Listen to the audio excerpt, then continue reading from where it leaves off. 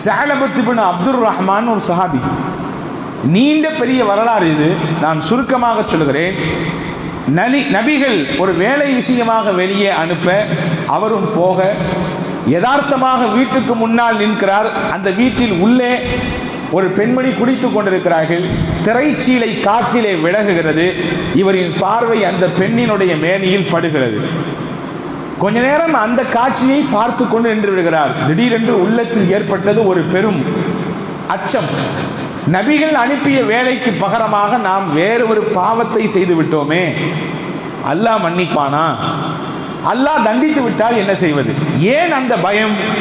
அப்பொழுது என்ன செய்தாலும் என்ன நடந்தாலும் உடனே அல்லாஹ் பேசி விடுவான் நபி இடத்திலே, வஹியின் மூலமாக. இறை செய்தியை அல்லாஹ் நபிக்கு கொடுத்து நம்முடைய இந்த செயலை நபிக்கு சொல்லிவிட்டால் நமக்கு எவ்வளவு பெரிய தலை குனிவு, பாவம் அல்லவா செய்து விட்டோம் என்று வருத்தப்பட்டார், வேதனைப்பட்டார், அப்படியே ஒதுங்கி விட்டார். மலை அடிவாரத்திற்கு போய்விட்டார்.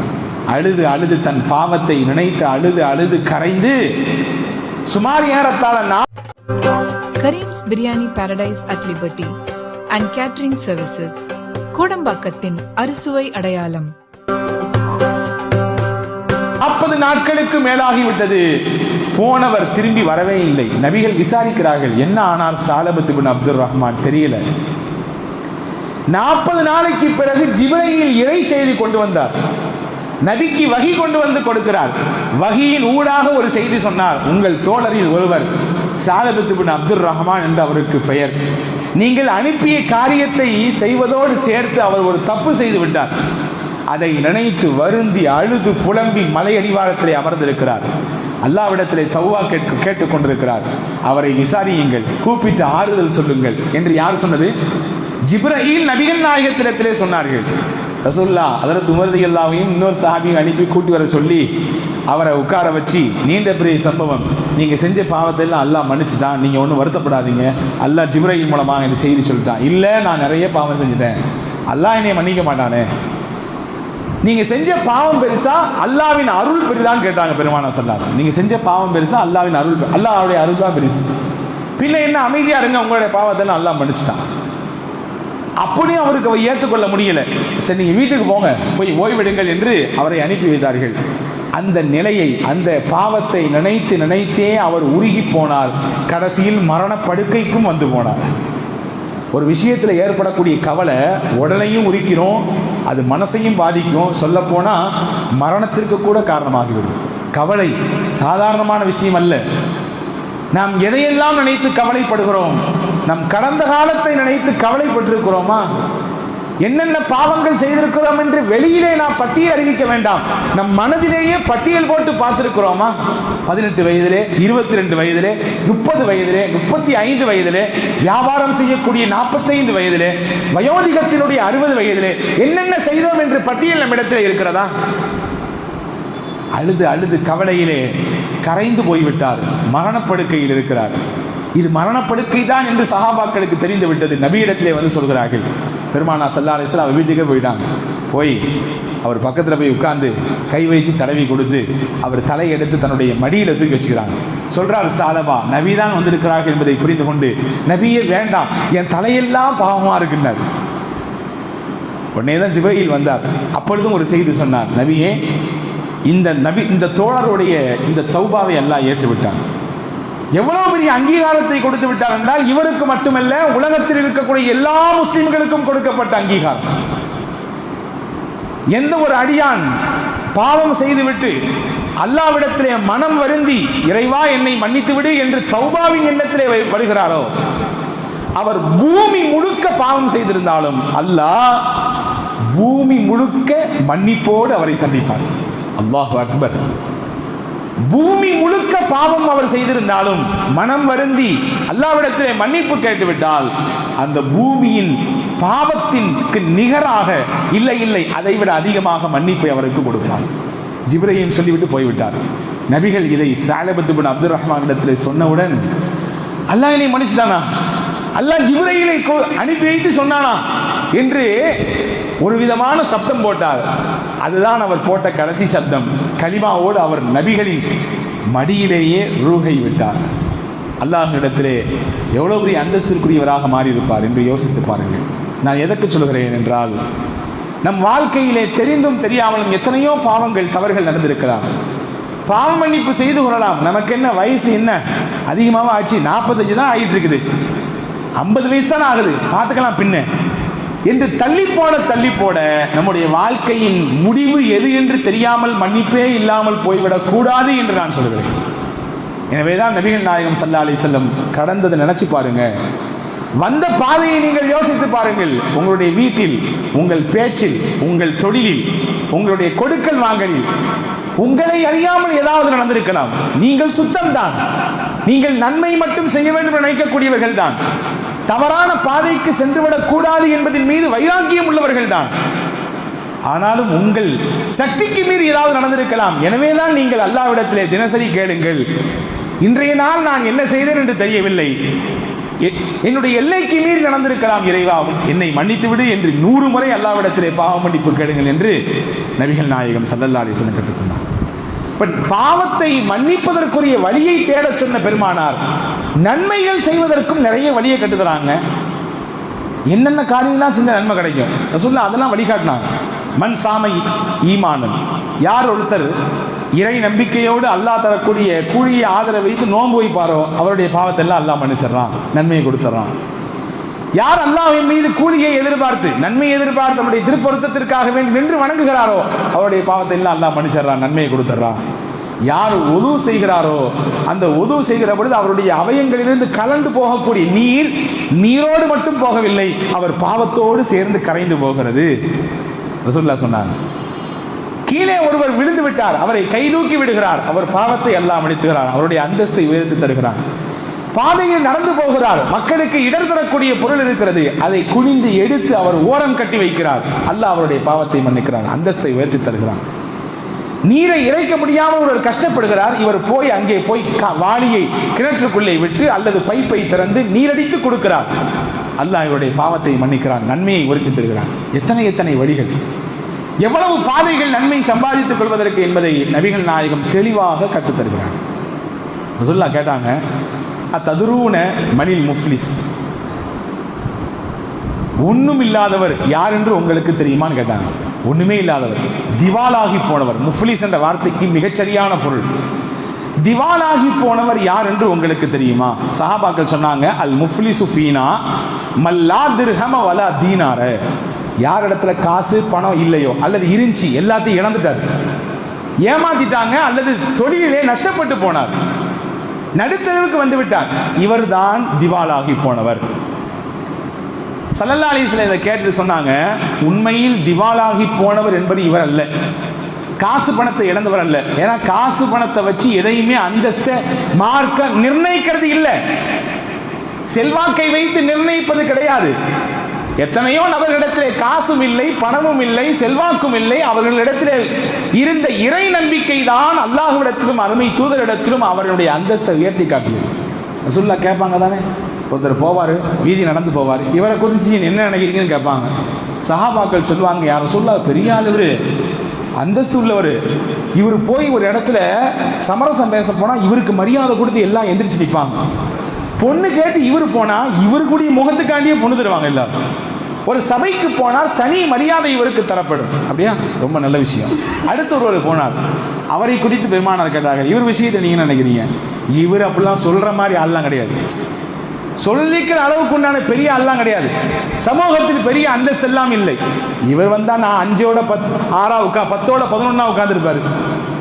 இவர் பேச்சுக்கெல்லாம் சபையில் ஒரு மரியாதையே கிடையாது. ரசூலுல்லாஹ் சொன்னாங்க, முதல் நபரை விட இந்த 2ஆம் நபர் இருக்கிறார் அல்லவா, இவர் இந்த பூமி முழுக்க இருக்க வேண்டும் என்று நான் ஆசைப்படுகிறேன். காரணம், அவர் உள்ளத்தில் இருக்கக்கூடிய தூய்மையான எண்ணம், அவரிடத்தில் இருக்கக்கூடிய உண்மையான இறை விசுவாசம் முந்திய நபரிடத்தில் இல்லை, இவரிடத்தில் இருக்கிறது. முந்திய நபரிடத்தில் சமூகத்தில் அங்கீகாரம் இருக்கிறது, காசு இருக்கிறது, செல்வாக்கு இருக்கிறது, எல்லாம் இருக்கிறது. ஆனால் உண்மையில் உள்ளத்தினுடைய ஈடுபாடு இல்லை, இவரிடத்தில் எதுவுமே இல்லை. உள்ளத்தின் உயர்ந்த ஈடுபாடு இருக்கிறது, நம்பிக்கை இருக்கிறது. இவர்தான் வேண்டும் என்றார்கள் பெருமானார். இப்போ காசு பணத்தை வச்சு எதையுமே முடிவு பண்ணுறதில்லை. சஹாபாக்கள் சொன்னாங்க, திவாலாகி போனவர் என்றால் காசு பணம் இல்லாதவர். ரசூலுல்லாஹ் சொன்னாங்க, இன்னல் முஃப்லிஸ மின் உம்மத்தி என்னுடைய உம்மத்திலே உண்மையான திவாலாகி போனவர் என்றால் யார் தெரியுமா? மையாத்தி யௌமல் கியாமத்தி பிஸலாத்தின் வ சியாமின் வ ஸக்கா. மறுமையிலே அதிகமான தொழுகையை கொண்டு வருவார், அதிகமாக நோன்பு வைத்திருப்பார், அந்த நோன்பை எல்லாம் கொண்டு வருவார். அவர் கொடுத்த தான தர்மம் ஜக்காத் இருக்கிறதே, அல்லாஹு அக்பர், எண்ணிக்கையில் அதை மட்டிட முடியாது, அவ்வளவு வைத்திருப்பார். ஆனா வயதி கத் ஷதம ஹாதா وقذف هذا واكل مال هذا وسفك دم هذا وضرب هذا. எல்லாத்தையும் கொண்டு வந்து நிற்பார், தூக்க முடியாம நன்மையை தூக்கிட்டு வருவார். ஒருத்தர் வருவார் கொடுக்க, அல்லாஹ் சொல்வார், யா அல்லாஹ், அன்னைக்கு ஒரு நாள் இவர் 4 பேத்துக்கு முன்னாடி வச்சு என்னை அவமானப்படுத்திட்டாரு. அப்படியா? அவமானப்படுத்தினாரா? ஆமாம். ஏவா உன் நன்மை இவ்வளோ இருக்குது, இவ்வளோ இருக்குது, அதுலேருந்து கொஞ்சத்தை எடுத்து இவருக்கு கொடுப்பான் அல்லாஹ். அடுத்து வருவார், யா அல்லாஹ், அன்னைக்கு 4 பேருக்கு முன்னால் வைத்து என்னை அடித்து விட்டார். அடித்தாரா? நன்மையை கொண்டா, இவர்கிட்ட கொடு. அடியை வாங்கினவர் நன்மை வாங்கிட்டு போயிடுவார். அடுத்த வருவார், என்னுடைய பணத்தை காசை அபகரித்தார், சூறையாடினார், ஏமாற்றினார், வாங்கி அவரிடத்திலே கொடுக்கப்படும். இப்படி வரிசையா ஒருத்தரா வருவாங்க. வந்து வந்து இவர் மீது குற்றச்சாட்டு வைத்து இருந்த நன்மையெல்லாம் வாங்கிக் கொள்வார்கள். ஆனால் வந்தவர்களின் எண்ணிக்கை மட்டும் முடியாது, இன்னும் கியூல நிற்பாங்க. இப்போ என்ன செய்ய? நன்மை இல்லையே, ஒன்றும் பிரச்சனை இல்லை. தீமை வச்சிருக்கியா? ஆமாம், இவருக்கு கொடு அப்படின்னு அவருடைய தீமையை வாங்கி நன்மையை சுமந்தவரிடத்திலே கொடுக்கப்படும். அடுத்தவரிடத்திலே வாங்கி மறுபடியும் கொடுக்கப்படும். இப்படியே கொடுத்து கொடுத்து கடைசியிலே நன்மையின் மூட்டையை கொண்டு வந்தவர் தீமையின் மூட்டையை சுமப்பார். இப்பொழுது யாரும் இல்லாமல் தன்னந்தனியாக தீமையை வைத்துக் கொண்டு நிற்பார். ரசூலுல்லாஹ் சொன்னாங்க, இவர் தான் உண்மையான திவாலாகி போனவர். நன்மையை ஃபுல்லாம் இழந்து விட்டார், தீமையை எல்லாம் சம்பாதித்து விட்டார். உலகத்தில் செஞ்சதெல்லாம் நல்லது, ஆனால் அத்தோடு சேர்த்து மக்களுக்கு இடையூறு செய்தார், பல்வேறு விதமான இன்னல்களை கொடுத்தார். எனவே அவர் செய்த நன்மைகள் எல்லாம் இவருக்கு ஒன்றும் பயனில்லாமல் போய்விடும். காசு இருக்கு, பணம் இருக்கு, ஆனால் அதை அனுபவிக்க முடியல. அது ஒரு வாழ்க்கையா? எல்லாம் இருக்குது, விதவிதமான உணவுகள் இருக்கிறது நம்முடைய டைனிங் டேபிள் மேலே, ஆனால் அதெல்லாம் தொடக்கூடாது. வெறும் கஞ்சி இருக்குது, கேப்பையில் கூழ் செஞ்சு வச்சிருக்காங்க, அதுதான் சாப்பிடணுங்கிறாங்க. அப்போ அந்த உணவெல்லாம் இருந்து என்ன பயன்? அதையெல்லாம் அனுபவிக்க முடியாமல் என்ன பயன்? அந்த மாதிரி ஆகிவிடுவார் அவர். அல்லாஹ் அக்பர், அல்லாஹ் பாதுகாப்பானாக. பெருமானார் ஸல்லல்லாஹு அலைஹி வஸல்லம் சொன்னார்கள், எனவே நன்மையை செய்யுங்கள், அதை தூய்மையாக செய்யுங்கள், யாருக்கும் இடையூறுகளை செய்யாதீர்கள். அன்பான சகோதரர்களே, சின்ன சின்ன விஷயங்கள் நம் வாழ்க்கையில் இது சின்னதுன்னு நினைப்போம், ஆனால் அதனால் எவ்வளவு பெரிய பலன்கள் இருக்கிறது என்பதை நீங்கள் கவனிக்க வேண்டும். ரசூல் ஸல்லல்லாஹு அலைஹி வஸல்லம் சொன்னாங்க, இத்தகில்லாஹ ஹைஸு குன்த. 3 விஷயத்தை நீங்கள் உங்கள் வாழ்க்கையில் ஃபாலோ பண்ணுங்க. இத்தகில்லாஹ ஹைஸு குன்த, எங்கே இருந்தாலும் அல்லாஹ் பார்க்கிறான் என்ற அச்சம் உங்கள் உள்ளத்திலே ஒரு ஓரத்திலே இருக்கட்டும். அந்த அச்சம் உங்களை தப்பு செய்ய வைக்காது. 1. வத்பஇ ஸய்யிஅத்தல் ஹஸனத தம்ஹுஹா. ஒரு தப்பு செஞ்சிட்டீங்களா, உடனே ஒரு நன்மை செய்யுங்க. நாங்கள் ஸல்லல்லாஹு அலைஹி வஸல்லம், நீங்கள் ஒரு நன்மை செஞ்சிட்டீங்கன்னா அந்த தப்பை இந்த நன்மை அழித்து விடும். வச்சுங்க, ஒரு உதாரணத்துக்கு சொல்கிறேன். வருகிற வழியிலே நம் பார்வை, தவறான பார்வை ஒரு பெண்ணின் மீது பட்டு விட்டது. நேரம் வர்றீங்க, ஒது செஞ்சுட்டு 2 ரக்காத் தொழுறீங்க. தொழுது விட்டால் அந்த பாவத்திற்கு இது பரிகாரமாக ஆகிவிடும். நீங்கள் தப்பாக புரிஞ்சிக்கூடாது. அப்போ பார்த்துட்டு 2 ரக்காத் தொழுதுக்கலாமான்னு யோசிக்கக்கூடாது. அந்நிய பெண்ணை பார்த்து அதுக்கடுத்து அப்படி இல்லை. ஒரு தவறு செய்து விட்டால் அடுத்து நீங்கள் தொடர்ந்து விடுங்கள் நன்மையை. தொடர்ந்து விட்டால் அந்த பாவத்திற்கு இது பிராயச்சித்தமாக ஆகிவிடும். ஏதோ தெரியாமல் இந்த வருடத்தில் கணக்கு பார்த்தோம், கணக்கு இடிக்கிறது, ஏதோ சில விஷயங்கள் கூடுதலாக கிடைத்திருக்கிறது, நம்ம சக்திக்கு மீறி நடந்து போச்சு. அல்லாஹ்வின் பாதையிலே தர்மத்தை நாடி, நன்மையை நாடி நீங்கள் கொடுத்து விடுங்கள். இதனுடைய பாதிப்பை அங்கே அல்லாஹ் சரி செய்து விடுவான். 2வது 3வது சொன்னாங்க ஸல்லல்லாஹு அலைஹி வஸல்லம், ஹாலிகின் நாஸ பிஹுல்கின் ஹஸன். நல்ல குணத்தோடு மக்களிடத்தில் நடந்து கொள்ளுங்கள். உங்களுடைய பிஹேவியர் ரொம்ப நல்லதாக இருக்கும்.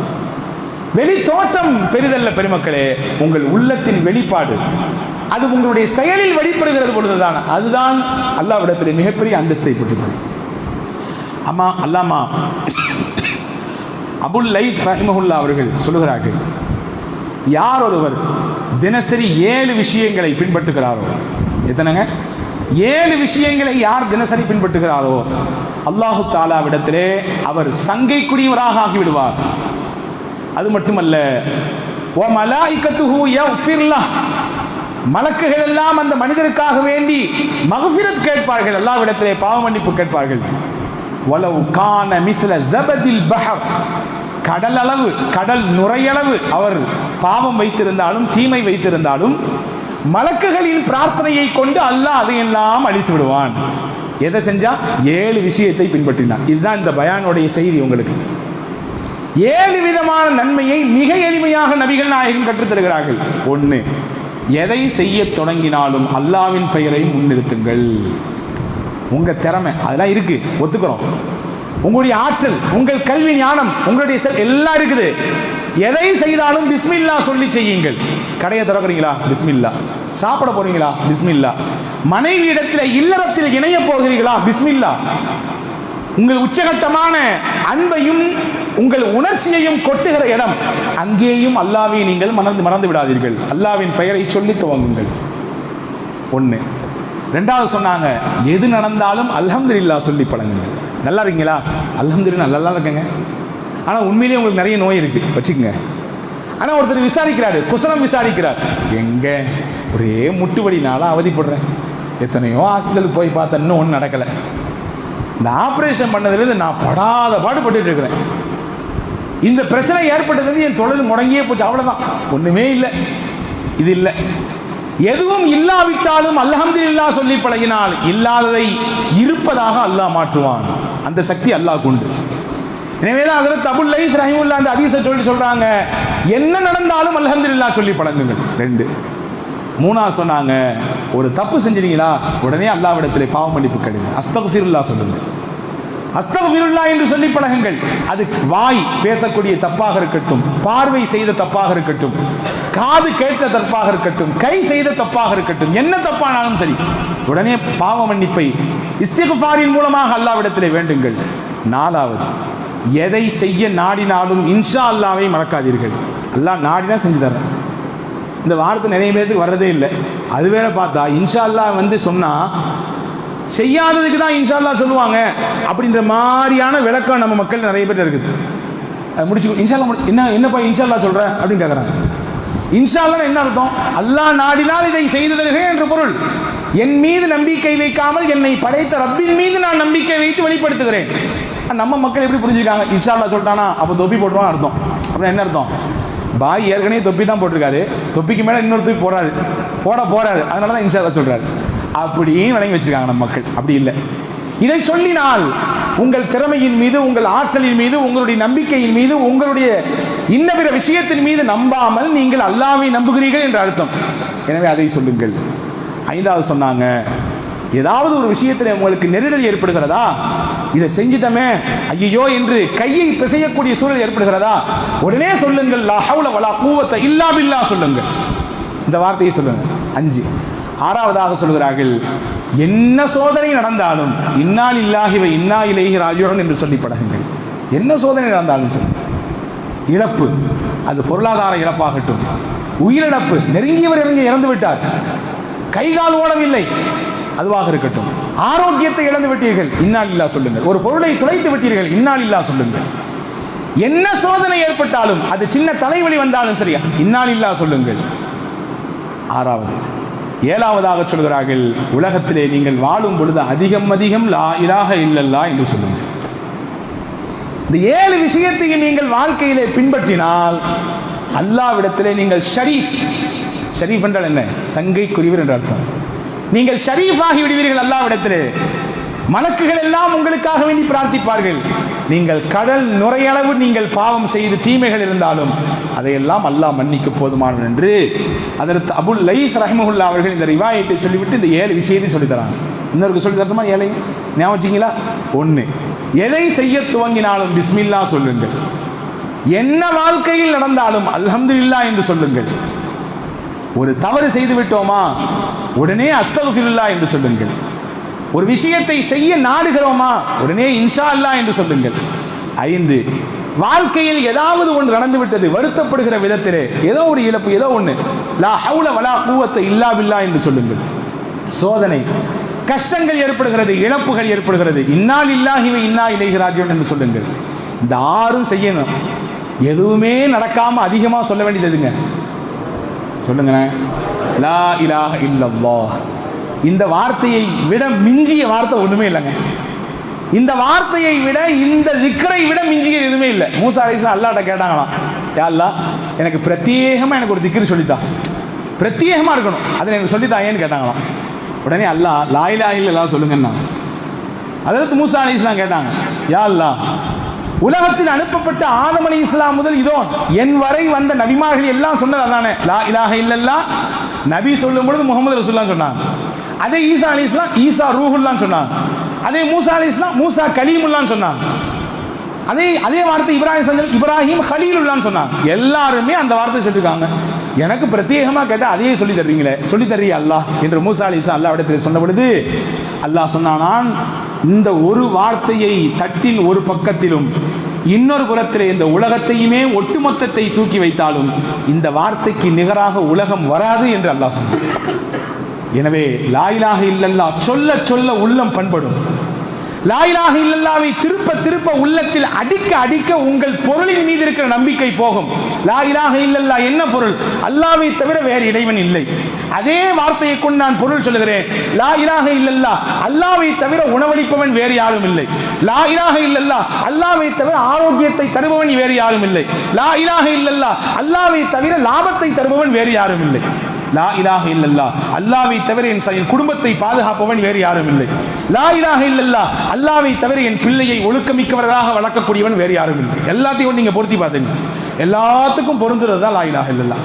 எனவே தான் அதிகம் சொல்லுவோம், நன்மைகளை செய்வோம். வரக்கூடிய வருடத்திலேயாவது அல்லாஹு தாலா எந்தவித ஆபத்தும் இல்லாமல் நிம்மதியாக ராகத்தாக சூழ்ச்சிகளை எல்லாம் முறியடித்து சுபிட்சமான நல்வாழ்க்கையை தொடர்வதற்கு வல்ல ரஹ்மான் அருள் செய்வானாக. ஆமீன்.